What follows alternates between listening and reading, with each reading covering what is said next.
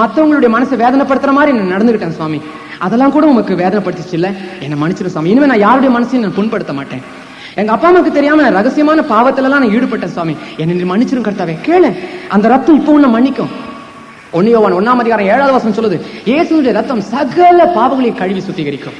சகல பாவங்களையும் எத்தனை வருஷத்துக்கு முன்னாடி நீ செஞ்ச பாவமா இருந்தாலும் சரி, இப்போ தேவன் கழுவுவார். இப்போ இந்த நிமிஷத்துல தேவனுடைய ரத்தம் உன்னை கழுவி எடுக்கும். எத்தனை பேருக்கு அந்த ரத்தத்தின் கழுவுதல் வேணும்? எத்தனை பேருக்கு கர்த்தாவே இன்னைக்கு ராத்திரி என்ன கழுவிடும் சுவாமி, நான் செய்த துரோகத்தினால்தான் இன்னைக்கு நான் குடும்பத்துல வேதனை அனுபவிக்கிறேன், என் வாழ்க்கையில ஏமாற்றத்துக்கு காரணம் நான் ஜப குறைவுதான் கர்த்தாவே, உண்மை நான் நேசிக்கிற விதமா நான் நேசிக்கல, எனக்காக உங்களுடைய கைகளிலே அடிக்கப்பட்டீர், கால்களிலே அடிக்கப்பட்டீர், தலையெல்லாம் வேதனை, உங்களுடைய முகத்துல துப்புனாங்களே சாமி, இந்த காரியத்தை நான் ஒரு நாள் கூட யோசிக்கவே இல்லை. ஆண்டவரே, இன்னைக்கு ராத்திரி நான் தீர்மானம் பண்றேன் சுவாமி, நான் உங்களுடைய பிள்ளையாவே மாறணும்னு ஆசைப்படுறேன் சுவாமி. நான் உண்மை விட்டு ரொம்ப தூரம் நான் போயிட்டேன். நான் விலகி போனதுனால தான் என் மனசுலயும் சமாதானம் இல்லை, எனக்கு ராத்திரி கூட நிம்மதியா எனக்கு தூக்கம் இல்லை, எந்த பாவத்தையும் என்னால் விட்டு விடுறதுக்கு எனக்கு ஒரு சக்தி கூட எனக்கு இல்ல சுவாமி. இன்னைக்கு ராத்திரி என்ன தொடமாட்டீரா? இதோ என்னுடைய தம்பி வந்திருக்கிறான், என் தங்கச்சி வந்திருக்கிறான், என்னுடைய மகன் வந்திருக்கிறான், எங்க அப்பா அம்மா வந்திருக்காங்க சாமி, தொடு சாமி. என்னுடைய மருமக வந்திருக்கிறான், என்னுடைய மருமக வந்திருக்கிறான், சொடு சாமி, எப்படியாவது தொடும். அவங்களால எவ்வளவு பிரச்சனை இருக்குது சாமி, என்னுடைய குடும்பத்தை மாத்தி தர மாட்டீரா? கேளுமா ஐயா, கேளு. இது ஜபத்தின் நேரம், தேவனோடு கூட நீ உறவாடுகிற ஒரு நேரம் இது. கர்த்தருடைய பேச்சை கேட்டு, உன்னுடைய ஜெபத்தை கேட்டு உன்னை நிச்சயமாக உன்னை ஆசீர்வதிப்பார். ஜெபிக்கலாமா?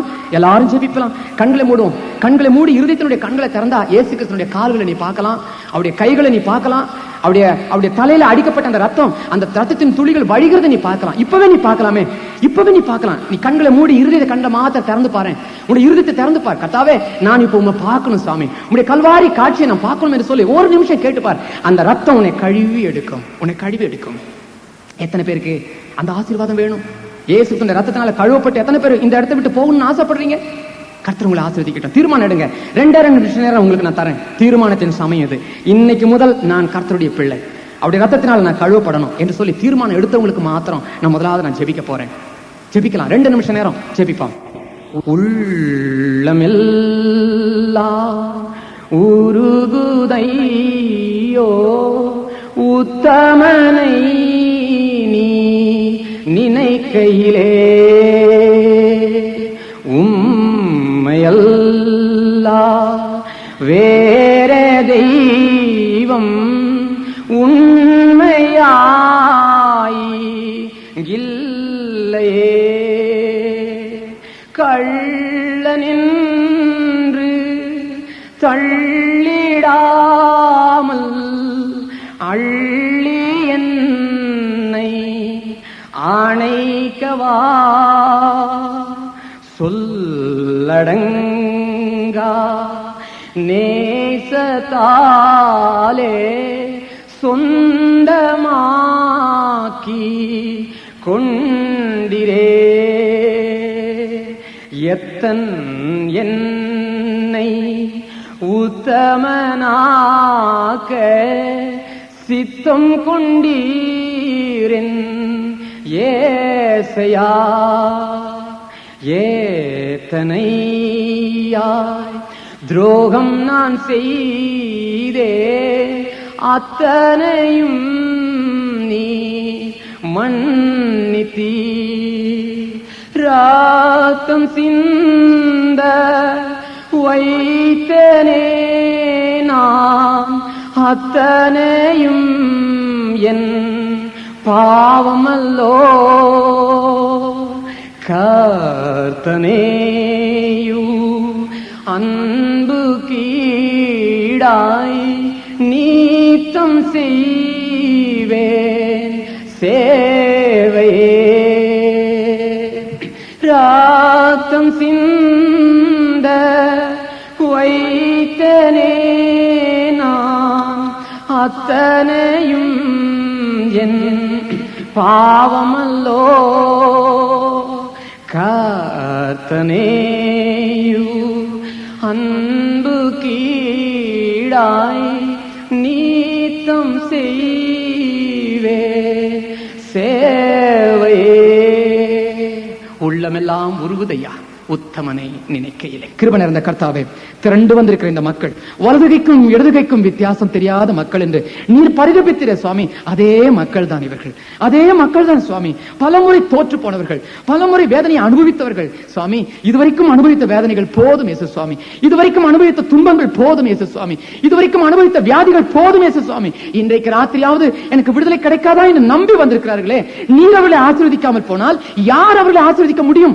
மனமிருங்கும். வானத்திலும் பூமியிலும் சகல அதிகாரங்களும் எனக்கு கொடுக்கப்பட்டது என்று சொன்ன தெய்வகுமாரா, மனமிறங்கி ஒவ்வொருத்தருடைய சரீரத்தின் தொட்டு சுகமாக்கும், சந்தோஷப்படுத்தும், சமாதானப்படுத்தும். இயேசுவின் ரத்தம் ஜெயம் என்று எழுதப்பட்டிருக்கிறது. இயேசு என்னும் நாமத்திலே நாங்கள் தாழ்மையோடு ஜெபிக்கிறோம் பரிசுத்த பிதாவே, ஆமென். எல்லாருமாக சேர்ந்து என்ன என் ஆனந்தம், என்ன என் ஆனந்தம் சொல்லக்கூடாதே என்கிற பாட்டை சந்தோஷத்தோடு பாடலாமா? என்ன என் ஆனந்தம், என்ன என் ஆனந்தம் சொல்லக்கூடாதே, என்ன என் ஆனந்தம், என்ன என் ஆனந்தம் சொல்லக்கூடாதே. மன்னன் கிறிஸ்து என் பாவத்தை எல்லாம் மன்னித்து விட்டாரே, மன்னன் கிறிஸ்து என் பாவத்தை எல்லாம் மன்னித்து விட்டாரே. என்ன என் ஆனந்தம், என்ன என் ஆனந்தம் சொல்லக்கூடாதே. மன்னன் கிறிஸ்து என் பாவத்தை எல்லாம் மன்னித்து விட்டாரே, மன்னன் கிறிஸ்து என் பாவத்தை எல்லாம் மன்னித்து விட்டாரே. அட்சயன் பட்சமாய் ரட்சிப்பை எங்கள் கருளினதாலே, அட்சயன் பட்சமாய் ரட்சிப்பை எங்கள் அருளினதாலே. நிச்சயம் சாமியை பற்றிய சாட்சி பகர வேண்டியதே, நிச்சயம் சாமியை பற்றிய சாட்சி பகர வேண்டியதே. எல்லாரும் பாடுவோம். என்ன என் ஆனந்தம், என்ன என் ஆனந்தம் சொல்லக்கூடாதே. மன்னன் கிறிஸ்து என் பாவத்தை எல்லாம் மன்னித்து விட்டாரே, மன்னன் கிறிஸ்து என் பாவத்தை எல்லாம் மன்னித்து விட்டாரே. ஜெபம். கிறிஸ்தவர்கள் ஜெபிக்கிற கிறிஸ்தவர்களாக இருக்க வேண்டும். ஜெபம் என்பது தேவனோடு பேசுகிற பேச்சு. கடவுளோடு மனிதன் பேச முடியுமா? கடவுளோடு மனிதன் பேச முடியும். ஜெபத்தின் மூலமாக தவிர வேறு எந்த வழியிலும் கடவுளோடு மனுஷன் பேச முடியாது. நாம் ஜெபிக்கும் போது கண்களை மூடி ஜெபிக்கிற பழக்கத்தை நீங்கள் கவனித்திருப்பீர்கள்.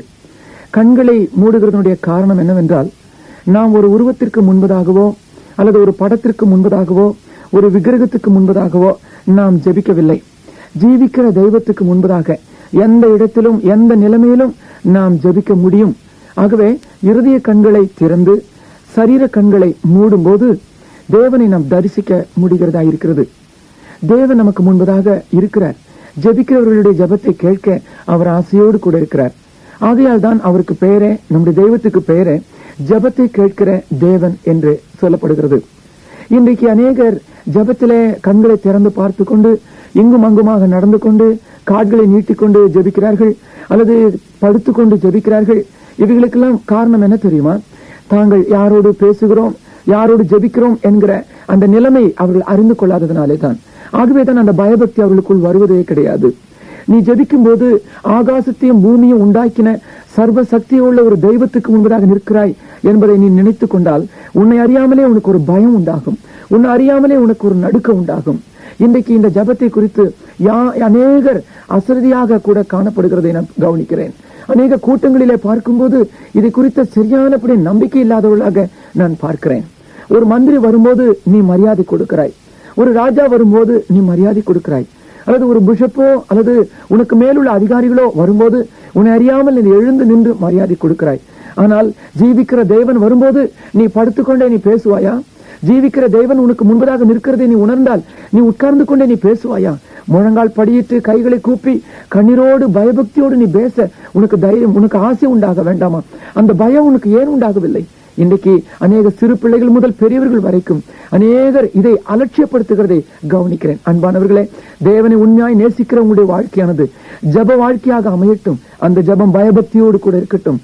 ஜீவிக்கிற தேவன் எப்பொழுதும் உன் பக்கத்தில் நின்று உன் ஜபத்தை கேட்கிறவராக இருக்கிறார். 145 சங்கீதம் 18 வசனத்திலே எழுதப்பட்டிருக்கிறது, தம்மை நோக்கி கூப்பிடுகிற யாவருக்கும், உண்மையாய் தம்மை நோக்கி கூப்பிடுகிற யாவருக்கும் கர்த்தர் சமீபமாய் இருக்கிறார் என்று சொல்லப்பட்டிருக்கிறது. ஜபத்திலே நீ மரியாதை கொடுத்தால் தேவன் உன்னை ஆசீர்வதிக்க முடியும். 1 சாமுவேலின் புஸ்தகம் 2 அதிகாரம் 30 வசனம் சொல்கிறது, என்னை கனம் பண்ணுகிறவனை நான் கனம் பண்ணுவேன், என்னை அசட்டை பண்ணுகிறவர்கள் கன ஈனமாக்கப்படுவார்கள் என்று எழுதப்பட்டிருக்கிறது. தேவனை நீ கனப்படுத்துகிறாயா? ஜபத்தின் மூலியமாய் நீ கனப்படுத்துகிறாயா? அருமையான தேவனுடைய பிள்ளைகளே, தேவனோடு பேசும்போது ஒரு ஆசையோடு கூட நீங்கள் பேச வேண்டும். இதுதான் தேவன் எதிர்பார்த்து கொண்டிருக்கிறார். கஷ்டம் வரும்போது, வேதனை வரும்போது ஓடி வந்து தேவனுடைய பாதத்தில் விழுகிறோம். எத்தனையோ கண்ணீர்களோடு கூட ஆண்டுடைய பாதத்தில் விழுகிறோம். வேதனை வரும்போது மாத்திரம் பக்தி உண்டாகிறது.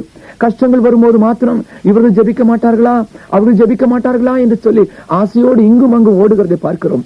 சந்தோஷமா இருக்கும்போது, தேவன் உன்னை ஆசீர்வதிக்கும் போது ஏன் நீ தேவனை தேடக்கூடாது? தேவன் உன்னை அநேக விதத்திலே நீ கேட்காமலே உதவி செய்த போது தேவனை ஏன் நீ துதிக்க கூடாது? அருமையானவர்களே, கஷ்டம் வரும்போது மாத்திரமல்ல தேவனை நோக்கி கூப்பிடுவது, நீ சந்தோஷம் அனுபவிக்கும் போதும் அவருடைய நன்மைகளை யோசித்து ஒவ்வொன்றாய் ஒவ்வொன்றாய் நன்றியோடு நீ ஆண்டவருக்கு ஸ்தோத்திரம் செலுத்தி நீ ஜபிப்பது உனக்கு நல்லது. ஜபத்திலே தேவனோடு கூட நீ நல்ல விதத்திலே நீ பேசலாம். உன்னுடைய காரியங்களை நீ நன்றாக சொல்லலாம். எழுதி வைத்து படிக்க வேண்டும் என்பதல்ல, எழுதி வைத்து படிக்க வேண்டும் என்பதல்ல. நீ உள்ளத்தின் ஆழத்திலிருந்து நீ என்னவெல்லாம் வேண்டும் என்று கேட்கிறாயோ அதை நீ சொல்லலாம். இன்றைக்கு அநேகர் புஸ்தகங்கள் வைத்தால்தான், ஜப புஸ்தகங்கள் இருந்தால்தான் ஜபிக்க முடியும். சிறு வயதில் அப்படி பழக்கப்படுத்திக் கொள்கிறார்கள். வேண்டாம். நம் சிறு பிள்ளைகளுக்கு சின்னதிலிருந்தே பிள்ளைகள் தகப்பனிடத்துல ஏதாவது கேட்க வரும்போது, மகனே முதலிலே தேவனிடத்துல போய் கேளு, கடவுளிடத்திலே முழங்கால் படிட்டு ஜபம் பண்ணி ஆண்டவரிடத்துல சொல்லிவிட்டு பிறகு என்னிடத்துல வா. சிறு வயதிலேயே அப்படி பேச பழகி கொடுத்து விடுங்கள். தேவனோடு ஜெபிக்க பழகி கொடுத்து விடுங்கள். பிறகு அவருடைய வாழ்க்கையில அவள் தனிமையாக இருக்கும்போது, அவருடைய பிரச்சனை வரும்போது நீங்கள் பயிற்றுவித்த அந்த பாடங்கள் அவருடைய வாழ்க்கைக்கு பிரயோஜனமாக இருக்கும். அது உங்களுடைய வாழ்க்கையும் கூட அந்த விதமான ஜப வாழ்க்கையாக அமையட்டும். பிள்ளைகளுடைய வாழ்க்கையும் அப்படியாக அமையும். பிரச்சனைகள் வரும்போதும் அல்லது கண்ணீர்கள் பெருகும் போதும் நீ ஆண்டவருடைய சந்நிதியிலே மனம் விட்டு காரியங்களை நீ சொல்லலாம். ஆண்டவர் உனக்கு முன்பதாக அவர் எப்போதும் நிற்கிறார். உன்னுடைய கண்ணீர்களை துடைக்க அவர் ஆசையோடு நிற்கிறார். உன் ஜபத்தை கேட்க அவர் ஆசையோடு பக்கத்தில் வருகிறார். ஆகவே அந்த ஜபமானது அவர் கேட்கிறார் என்கிற விசுவாசம் உனக்குள் வரட்டும். என் தேவன் ஜபத்தை கேட்கிற தேவன். ஆகவே அவர் எனக்கு முன் வந்து விட்டார், அவரோடு கூட நான் பேசிவிட்டேன், இனி நான் சந்தோஷமா இருப்பேன் என்று சொல்லி ஒரு தைரியத்தோடு கூட நீ போகலாம். ஆகவே இதை கேட்டுக் கொண்டிருக்கிற அருமையான சகோதரனே, சகோதரியே, நீயும் ஜப வாழ்க்கை உன்னுடைய வாழ்க்கையில் இருக்கட்டும். அந்த ஜப வாழ்க்கையானது தேவன் ஜபத்தை கேட்கிறார் என்கிற உணர்வோடு கூட அமையட்டும். எந்த சமயத்திலும் நீ ஜபிக்கலாம், எந்த இடத்திலும் நீ ஜபிக்கலாம். இந்த இயேசு கிறிஸ்துவோடு நீ ஜபிக்க நீ பழகிக்கொள். ஆண்டவரோடு பேச நீ பழகிக்கொள். உன் பிரச்சனைகளை ஆண்டவரிடத்திலே சொல்ல நீ பழகிக்கொள். பிரச்சனை வந்த பிறகு ஆண்டவரிடத்திலே சொல்லுகிறதை விட பிரச்சனைகளுக்கு நீ சந்திப்பதற்கு முன்பதாகவே, நீ போவதற்கு முன்பதாகவே, ஒரு பொருளை வாங்குவதற்கு முன்பதாகவே, அல்லது பிரச்சனைகளை நீ நேரிட்டு சந்திக்க போவதற்கு முன்பதாகவே ஆண்டவரிடத்திலே ஒரு வார்த்தை சொல்லி, கர்த்தாவே இந்த காரியத்துக்காக நான் செல்லுகிறேன், நீர் மனமிறங்கி அந்த காரியங்களை வாய்க்க செய்யும், இந்த பிரச்சனைகளை உடைய பாதத்திலே கொண்டு வருகிறேன், அந்த பிரச்சனைகளை நீ சரிப்படுத்தும் என்று சொல்லி ஆண்டுடைய பாதத்திலே நீ ஜெபிக்கும் போது தேவன் அந்த ஜபத்தை கேட்கிறார். அந்த ஜபத்தை கேட்டு அதை அங்கீகரித்து உடனடியாக உனக்கு வாய்க்கும் கிருபை செய்வார். ஆகவே இது வேற ஜபத்தை கேட்கிற தேவனாய் இருக்கிறதுனால இந்த இயேசுவோடு மனம் விட்டு நீ பேசலாம், மனம் விட்டு பேசலாம். இப்பொழுதும் கூட ஒரு நிமிஷம் நாம் கண்களை மூடி ஜபத்தை கேட்கிறவரோடு கூட சற்று நேரம் நாம் பேசலாமா? அன்புள்ள இயேசு சுவாமி, நீர் ஜபத்தை கேட்கிறவர் என்று நாங்கள் கேட்டோம். ஆமாண்டவரே, இந்த உலகத்திலே மனுஷரிடத்திலே நாங்கள் பேசுகிறதை விட, எங்களுக்கு பிரியமானவரிடத்திலே நாங்கள் பேசுகிறதை விட உம்மோடு பேச நாங்கள் அதிக ஆசை கொள்ள எங்களுக்கு கிருபை செய்யும் சுவாமி. ஜபத்தில எங்களுக்கு சோர்வு உண்டாகாதபடி பார்த்துக் கொள்ளும் கர்த்தாவே. மனுஷனோடு மணிக்கணக்காய் நாங்கள் பேசுகிறோமே, ஆனால் ஜீவிக்கிற தேவனாகிய உம்மோடு இப்படி நாங்களும் ஆசையோடு பேச எங்களுடைய உள்ளத்திலே ஜப வாஞ்சை எங்களுக்கு தர வேண்டும் என்று நாங்கள் ஜெபிக்கிறோம் சுவாமி. ஜபத்திலே சோர்வில்லாதபடி, ஜபத்திலே மரியாதையோடும் பயபக்தியோடும் நாங்கள் ஜெபிக்க கிருபை செய்திடணும். அப்படிப்பட்ட உணர்வு இதை கேட்டுக்கொண்டிருக்கிற ஒவ்வொருவருக்கும் கொடுத்தலும் சுவாமி. வேதனையோடு சமூகத்திலே அவர்கள் வரும்போது இதை கேட்டுக்கொண்டிருக்கிற ஒவ்வொருடைய ஜபத்தையும் கேட்டு அவள் கேட்டுக்கொண்ட எல்லா காரியத்தையும் வாய்க்க செய்வதாக. கேட்டுக்கொண்டிருக்கிற ஒவ்வொருவரையும் மேலும் உடைய ஆசீர்வாதத்தின் கரம் இப்பொழுதே வைக்கப்படுவதாக.